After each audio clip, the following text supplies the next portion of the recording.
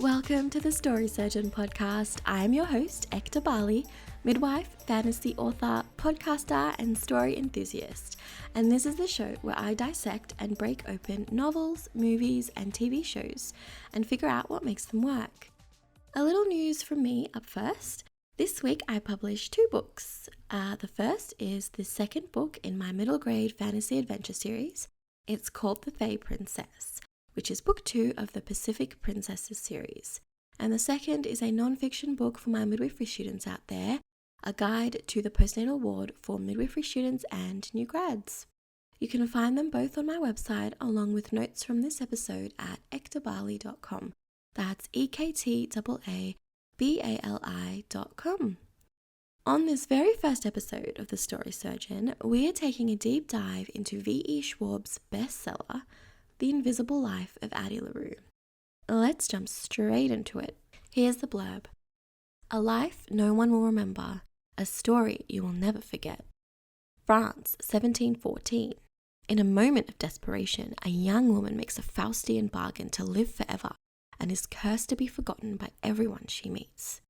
Thus begins the extraordinary life of Addie LaRue and a dazzling adventure that will play out across centuries and continents, across history and art, as a young woman learns how far she will go to leave her mark on the world. But everything changes when, after nearly 300 years, Addie stumbles across a young man in a hidden bookstore and he remembers her name. So this much anticipated book was published in October 2020 by Titan Books. Schwab reports sitting on this book for 10 years before feeling like she was ready to write it after she turned 30. And you can tell it's quite a personal one for her. But we'll discuss that with some of the themes later on. It comes in at a whopping 150,000 words, making it 555 pages. It's shelved under fantasy and sci-fi, of course, and had a huge marketing campaign with a big endorsement by Neil Gaiman himself. When I first heard about this book, I couldn't stop thinking about its similarity to a movie I'd seen a few years ago. I highly recommend the movie Age of Adeline starring Blake Lively. It's about a young lady in the early part of the 20th century who is struck by lightning and stops aging. We meet her in the present-day US. It's a brilliant movie and one of my favorites, and Harrison Ford is in it as well. So when I heard about this story by the wonderful V.E Schwab about a similar situation, I knew I had to read it. So, what can we learn about storytelling from the invisible life of Addie LaRue? If you haven't read the book, allow me to give you a quick summary of the story. So, Addie is a 19-year-old girl living in country France. On her wedding day, she freaks out and runs into the forest where she tries to call the gods. She doesn't realize it's getting dark when she's calling for divine help. Our shadow god appears, Luke, and she asks for more time to live a free life. Initially, he refuses because it seems like she's asking for a long life without no limits, but then she changes it to, as long as I want to live, her desire to live being the key part of the deal here. So the bargain begins. When she doesn't want to live anymore, he can take her soul. She's been tricked because everyone she meets then forgets her, including her parents. As soon as she's out of their line of sight, people forget her straight away, and you can see what type of problems she could get into.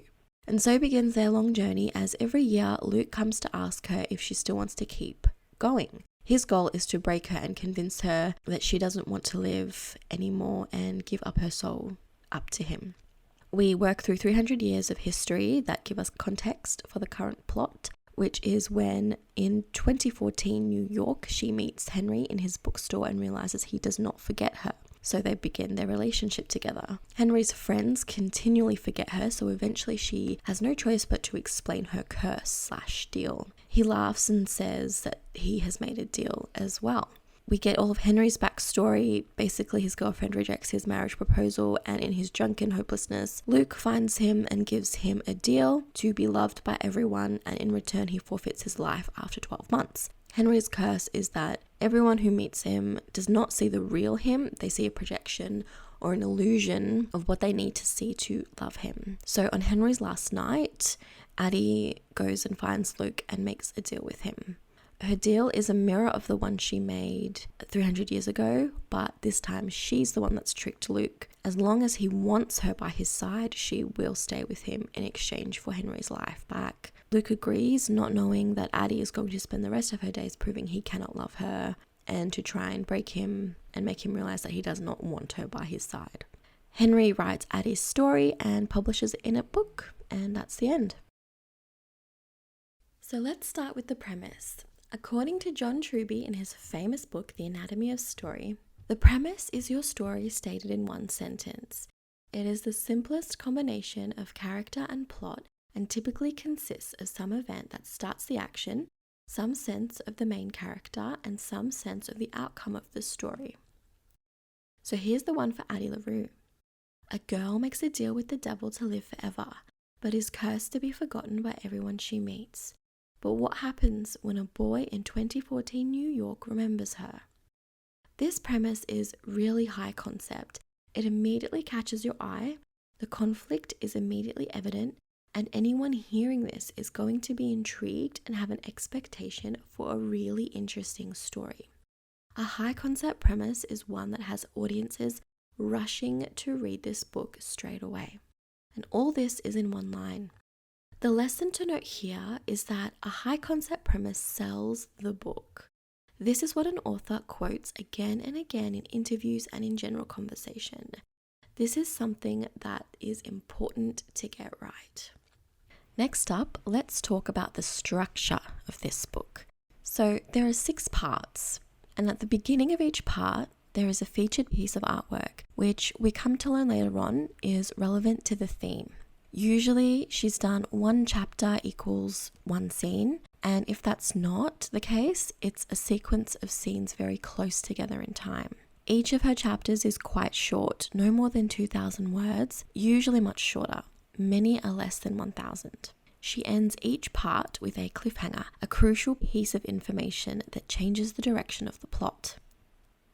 If you would like a full rundown of the structure of this book in detail, just check out my website ektabali.com, and I've done a full written breakdown in PDF format there. So Schwab hits her markers and milestones almost exactly. Let's go through and see how she's done this. So we start with a prologue that's about 200 words, so it's pretty short, and it gives us a really effective hook to this story. It's really action oriented. There's not much exposition. We're straight into action. Then we quickly follow up into part 1, which is 17 chapters long. So this part, we have setup chapters, which are chapters 1 to 8. We find our inciting incident at chapter 9, which is exactly 10% of the book. Our inciting incident in this case is when Addie makes her deal with the devil. And this part ends with our first plot point at chapter 17, which is exactly 20% of the story. And this is where Addie realizes in present day that Henry has remembered her. So next we launch into part 2, which is 14 chapters long. And in this part, our biggest milestone here is 33% of the way through, so exactly a third in. Addie decides to wage a war with Luke, where she decides that she wants to win. I've called this a bit of a pinch point. Part 3 is 13 chapters long, and this part is exploring the relationship between Addie and Henry and Addie's other loves in over her 300 years.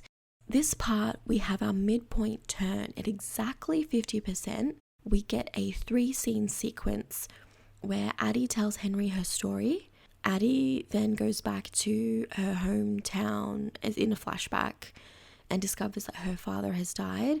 And then we get a scene where Henry tells her that he also made a deal. So it's a pretty big midpoint turn. It's pretty effective, and it's smack bang right in the middle of the story. Part 4 is 19 chapters long, and it's primarily Henry's backstory, flashbacks of him explaining his past. At exactly 2/3 of the way through the book, so 67%, Addie discovers she can write using Henry's hand. So this is a crucial pinch point that I've called it, where they discover that Henry can write down Addie's story, even though she can't. In part 5, we have 15 chapters, and this is exploring Addie's love affair with Luke and her subsequent realization that it was all to get her to break. At 87% through the way of the story, we end this chapter, and it's a tonal shift towards Addie and Luke's relationship, where we see the reality of the illusion that Addie and Luke had together. Part 6 is 20 chapters long, and here is our build-up and our climax. So at 87%, we kind of start off the climax. Henry reveals that he only made the deal for 1 year, which is almost up, and we lead up to the climax at exactly 96% of the way through the story. And then we have our part 7, which is 3 chapters of our post-conflict resolution and a powerful final image in the last chapter that ties everything together and makes sense. We also have a moment of the book you're holding in your hand is actually the book that was written by Henry in the story. So Henry writes the book after Addie leaves, and we get told that this is the book that we're reading. Is this cliche? Maybe. But I think for this book it works because stories and books were a big part of the characters and the plot. So I think we can get away with this. And there was really adequate foreshadowing for this when Henry started to write Addie's story in his journals at the 70% mark. So we know if you want a reader to feel that click in place, that was unexpected but it feels right feeling, you have to foreshadow your twists and big moments carefully, and ideally 2 to 3 times. And Schwab definitely takes those boxes. Let's talk plot and pacing. One of the main complaints this book gets from readers who review it poorly is that it has little to no plot and feels like nothing is happening.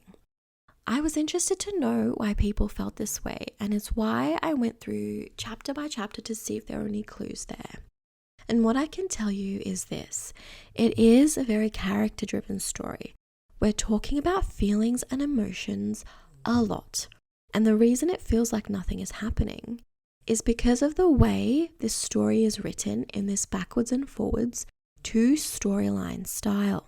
What I mean by 2 storylines is that we have the A plot, which is the current timeline, 2014, or what readers call the story, and the B plot, which is the backstory, and everywhere we get a flashback. Now in this novel, every second chapter is a flashback of Addie's past. We don't really get too many chapters where we're shown the same timeline consecutively.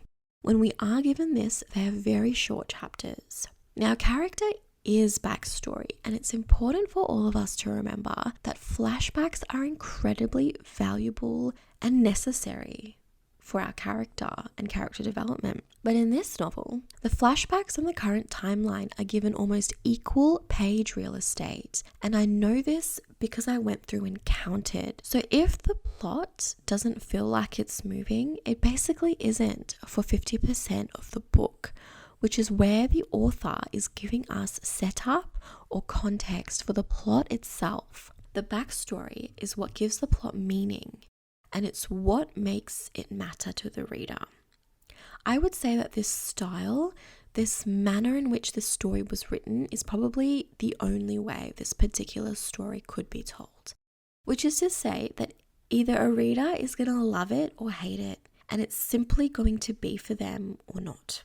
As for the main plot, the current timeline, I would say that not too much actually does happen. Let's take a look at our plot points. We find the backbone to a pretty simple story. 1, Addie meets Henry. 2, they develop a relationship. 3, she tells him her story and he reveals he made a deal too. 4, Addie bargains for Henry's life with Luke. And 5, Addie leaves Henry to go with Luke as she promised as a part of her deal. So this might seem a little reductive if you've read the story, but this is literally the plot. And this is what I find amazing about Schwab's writing, which we'll get into up ahead. Yes, that is all the plot is, these 5 points. But in 150,000 words, Schwab has woven an experiential story where we really feel the emotions of their characters. We delve deeply into their experiences of being human and being an immortal. Through rich prose, we explore the minds and hearts of these characters so deeply that a lot of readers feel torn apart and made again by this story. And if you read the reviews, about half of the time, that's what you see, that readers felt heavy emotions and were so swayed by this book, they fell in love with it. However, this is also why this novel attracts phrases like meandering and boring, because we're kind of making this slow dance backwards and forwards through Addie's life, where we're ruminating on similar themes. It could be argued that some scenes could have been cut. I don't think this book quite needed to be 150k words. But you tell that to any author and they'll be able to make an argument for each and every scene. And I'm sure her and her editor went over the scenes with a fine-tooth comb multiple times. But really, 150k words is the size of a high fantasy epic. Yes, Addie's story spans 300 years. But we don't need to see every part of those 300 years. I'm exaggerating, but I think they could have done a little pruning to add some conciseness. Now, on a side note, there is a marvel in storytelling in movie form called The Man from Earth, released in 2007. This movie is about a guy who's immortal, even older than Addie, caveman old. But the whole movie is set in a single room. You literally don't leave this guy's house for the whole 2 hours of the movie, but somehow you are riveted by the narrative. It's him revealing the truth to school teachers he works with, and they're basically having a conversation and questioning him about his immortality. I highly recommend this movie. Not only is it fascinating entertainment, but the storytelling is also worth examining. I'm just making the point here that conciseness can be achieved whilst not taking away from the story. And in The Man from Earth, you have conciseness in not only duration of the story, but also conciseness of space. You physically don't move anywhere. Okay, so that's the end of that side note. Back to Addie. The constant backwards and forwards between the flashbacks and the main plot got a little irritating for me by about the 40% mark, if I'm honest. But it's a testament to Schwab's writing that she got me through because I wanted to read more of her writing. She really does weave a beautiful scene. And we'll talk more about her writing up ahead. So structurally, we can see that 300 years of Addie's past and 1 year of her present are given the same amount of pages. So I counted 36 chapters of the current timeline and 37 chapters of the flashbacks. There's something very poetic or meta about that for me, because one of the story's themes is time and its value or meaning, and also the way 2 people are experiencing and reacting to time so differently. Both Henry and Addie feel like they have very little time, but Addie feels like she can't feel and experience enough. To her, there's always something new to keep her excited about living and wanting to find herself within other people and their ideas. But to Henry, he feels too much in such a little time and subsequently feels lost and is on a quest to find himself, not mirrored in the eyes of others as his curse dictates, but what it means to truly be himself. And the way in which it's written is demonstrating this exact concept, our experience of time. And I really love that. John Truby talks about expressing theme through story structure, and I think this is a wonderful example of that, so big credit to Schwab for that. And on that note, let's segue right into theme. That is the madness of it. Every day is amber, and she is the fly trapped inside. No way to think in days or weeks when she lives moments. Time begins to lose its meaning, and yet she has not lost track of time. She cannot seem to misplace it, no matter how she tries. And so Addie knows what month it is, what day, what night, and so she knows it has been a year. V.E Schwab, The Invisible Life of Addie LaRue, page 135, Titan Books. So I see 3 themes brilliantly woven together in the tapestry of this story: time, memory versus ideas, and being seen. Being forgotten, she thinks, is a bit like going mad. You begin to wonder what is real, if you are real. After all, how can a thing be real if it cannot be remembered? It's like the Zen koan, the one about the tree falling in the woods. If no one heard it, did it happen? If a person cannot leave a mark, do they exist? Page 120. Addie wonders at the meaning of her life if she cannot be remembered. If she can't make a mark upon the world, does she matter? And I think that's the fundamental question this story asks of us. And this is where I think it gets personal for the author. It's a fear all artists have, a fear most people have. How do we leave our mark on the world? And if we don't, does our life still matter? If the memory of us fades with time, how can we still matter? And so we are offered this. The first mark she left upon the world, long before she knew the truth, that ideas are so much wilder than memories, that they long and look for ways of taking root. It's page 90. Addie might not be able to be remembered, she might not be seen, but she can still plant ideas, and those take a life of their own. So that is how she makes her mark. Memory fades, but ideas take root and grow. There is greater value in planting ideas, and therein we find the truth about art. So this is where our art pieces at the start of each part of the book have value to us. Each piece was created by an artist in using Addie as their muse. Although the artists don't remember Addie herself, they've used her to create art. And that remains permanently in the world for everyone to enjoy and remember. So let's talk character. There are really 3 main characters in this story: Addie, our protagonist, Henry, our secondary protagonist and love interest, and Luke, our antagonist. Addie. Schwab has given her a very specific physical description. Her freckles, which are like a constellation, are constantly mentioned throughout the novel. Her main characteristics are that she is a dreamer, born in the wrong time, stubborn, and yearns to be free. Everything else about her character we insinuate through her actions and her thoughts. And when Henry pops up, I found myself using him as a mirror for Addie. They are really opposites, and Schwab uses Henry to contrast Addie and vice versa. However, Addie as a character has something missing for me.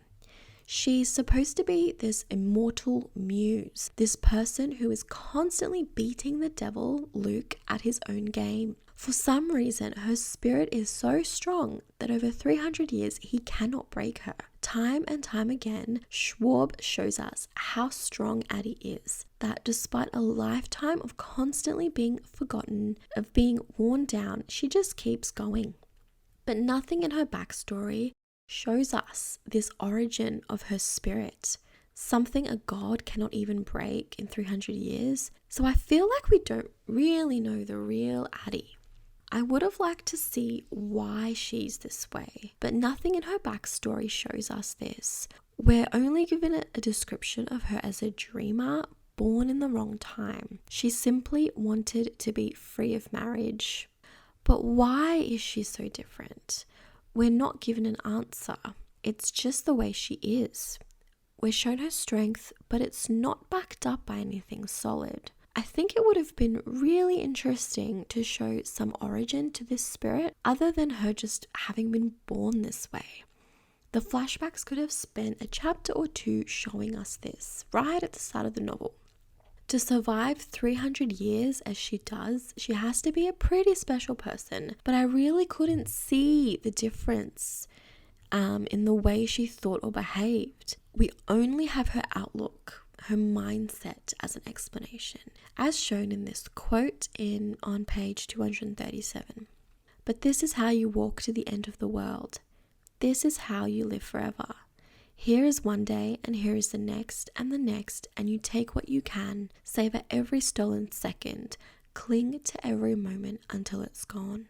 So this quote shows us, it's something that's repeated a couple of times in the story. It shows us her mindset, that she basically just has this mindset of you keep going.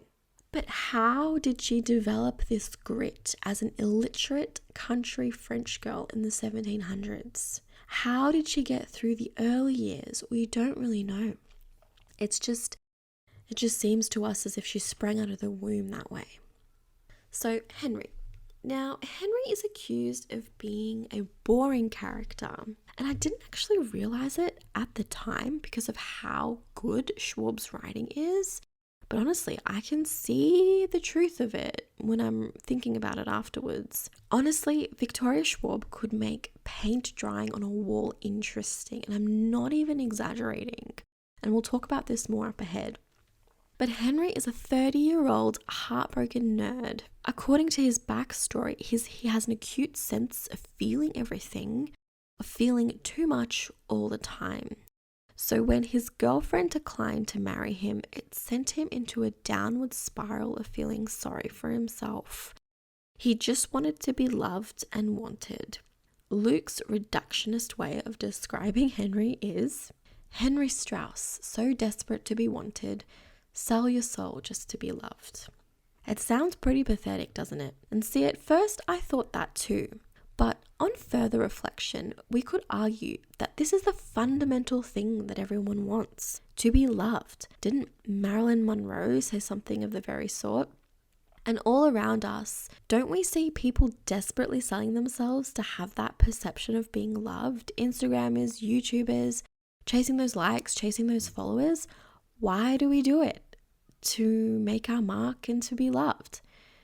Addie is chasing one and Henry is chasing the other. Other than that, Henry doesn't really do anything more. He's a lost soul looking for his place in the world, but that's about it. He couldn't decide what to do after college, so like many others, he just works at a bookstore and that's about it. What's more telling for me is that he was given 12 months to live, and what did he do with those months before he met Addie? Nothing. Literally, he does nothing. He doesn't even like his family. He didn't utilize his curse. He literally just goes to work and comes home, and that's it. And this further contrasts Henry and Addie. Henry, who has no time and does nothing, and Addie, who has all the time in the world and wants to do everything. What I do think is odd is that at one stage, Henry has a panic attack because Addie is watching a movie with him that she's seen before. We're told that he has a need to see and do new things because of his short time. And yet these two just bum around New York the whole time. It doesn't quite add up for me. Henry is given a whole 19 chapters, all of part 5 of this story, and yet he's such a dull character. But despite this, Schwab somehow makes it all seem very interesting. I think this makes her a master storyteller. Not many people have the ability to make the boring into something profound, and yet she does it over and over again in 150,000 words. As for our antagonist Luke, there's not really much to say about him other than he is supposed to be something older than the darkness, older than the gods themselves. He's a dark god entity who makes deals with artists and then consumes their souls. He does show some humanity in the form of sharing with Addie that he thinks war is useless and a waste, and that artists do go to waste by dying early.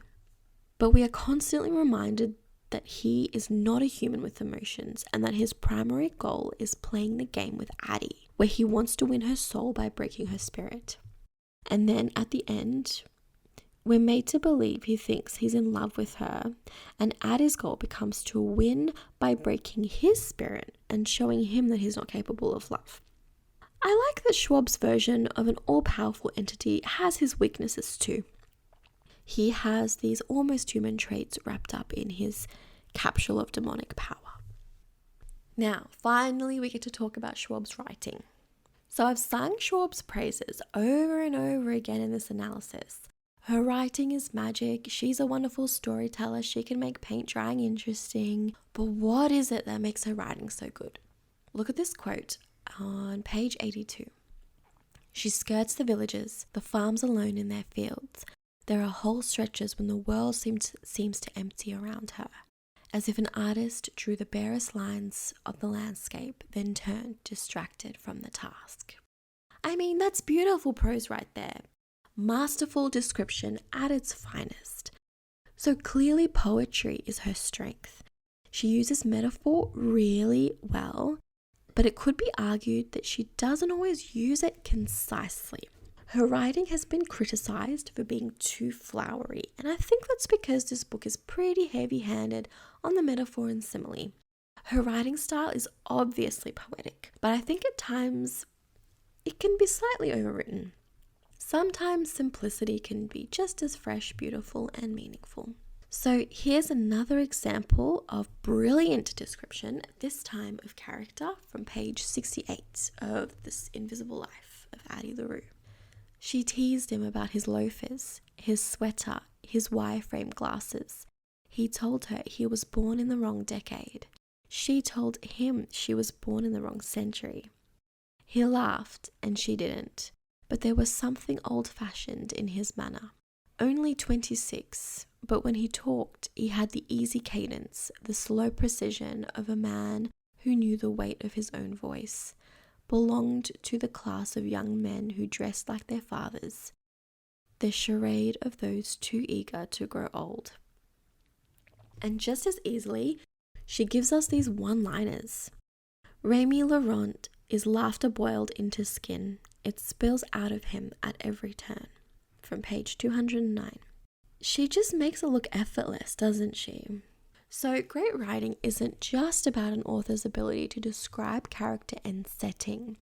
Great writing makes us feel, and Schwab shines brightest when she writes character experience. And I think that's the heart of this novel. So from page 104, she writes, "Do you still have feelings for him?" And she wants to be honest, to say of course she does. She never gets closure, never gets to say goodbye, no periods or exclamations, just a lifetime of ellipses. Everyone else starts over, they get a blank page, but hers are full of text. People talk about carrying torches for old flames, and it's not a full fire, but Addie's hands are full of candles. How is she supposed to set them down or put them out?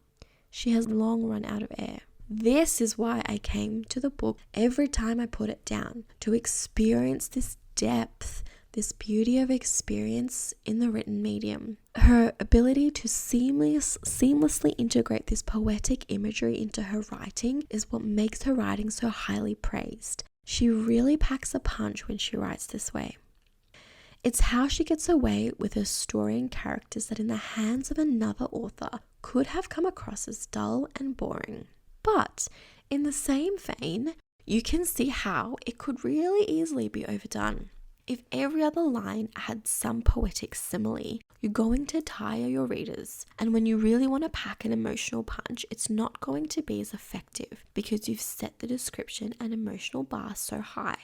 Like in this passage, we're given a poetic description of setting from page 21. March is such a fickle month. It is the seam between winter and spring, though seam suggests an even hem. And March is more like a rough line of stitches sewn by an unsteady hand, swinging wildly between January gusts and June greens. You don't know what you'll find until you step outside. Is this an example of overwriting? Maybe. I think it comes down to reader preference and what the rest of the scene looks like. If the scene ahead was an emotional one, I would consider laying off the ornate description of setting to provide a contrast, a bigger hit when you do write about heavy emotion. If, however, your scene is not a major plot point or not emotionally heavy, this type of writing expands and adds needed depth to a scene. I would just be wary that you don't end up writing what they call purple prose, which is writing that is so ornate and flowery, it draws too much attention to itself and away from the actual story. It's the overuse of metaphors, adjectives, and adverbs. I think Schwab's writing in this particular novel just toes the line a few times.